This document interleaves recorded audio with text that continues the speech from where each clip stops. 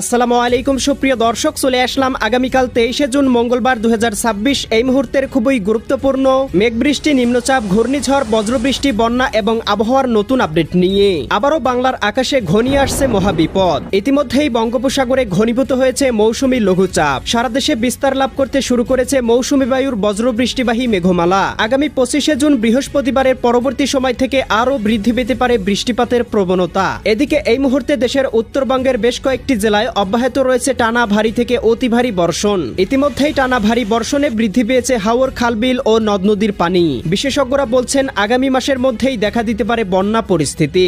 এছাড়াও আজ রাতের মধ্যেই রংপুর, রাজশাহী, ময়মনসিংহ, সিলেট ও চট্টগ্রাম বিভাগ সহ ভারতের ত্রিপুরা এবং উত্তরবঙ্গের বেশ কয়েকটি জেলায় হতে পারে ভারী থেকে অতি ভারী বৃষ্টিপাত। আজ 22শে জুন সোমবার এবং আগামীকাল 23শে জুন মঙ্গলবার কেমন থাকার সম্ভাবনা রয়েছে আগামী 24 থেকে 48 ঘন্টা সারা দেশের 8 বিভাগের 64 জেলার আবহাওয়া পরিস্থিতি।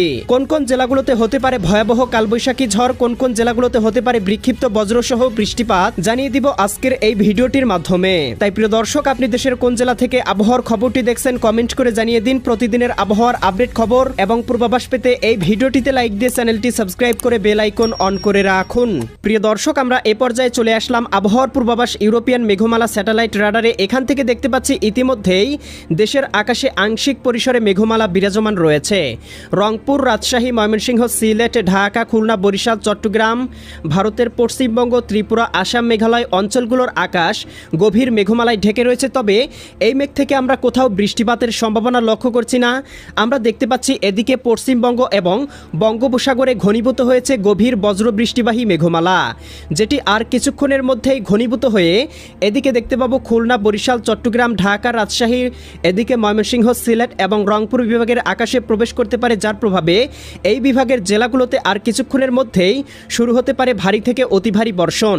এছাড়াও ইতিমধ্যেই দেখতে পাচ্ছি খুলনা, যশোর, সাতক্ষীরা, বাগেরহাট, ঝিনাইদহ, মাগুরা, নড়াইল, কুষ্টিয়া, চুয়াডাঙ্গা, মেহেরপুর, এদিকে দেখতে পাচ্ছি রংপুর, গাইবান্ধা, কুড়িগ্রাম, নীলফামারী, লালমনিরহাট, দিনাজপুর, ঠাকুরগাঁও, পঞ্চগড় জেলাগুলোর আবহাওয়া গভীর মেঘমালায় ঢেকে গিয়েছে। ইতিমধ্যেই দু একটি স্থানে হালকা পরিসরে বৃষ্টিপাত শুরু হয়েছে।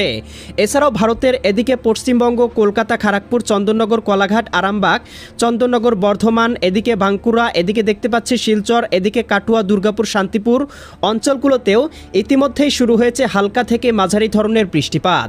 এদিকে ত্রিপুরা রাজ্য, আসাম, মেঘালয় এবং উত্তরবঙ্গের আকাশও গভীর মেঘমালায় ঢেকে রয়েছে। তবে এই মুহূর্তে এই অঞ্চলগুলোতে বৃষ্টিপাত না হলেও রাত বা মধ্যরাতের মধ্যেই শুরু হতে পারে ভারী বর্ষণ। প্রিয় দর্শক, আমরা এ পর্যায়ে চলে আসলাম আবহাওয়ার পূর্বাভাস ইউরোপিয়ান মেঘমালা স্যাটেলাইট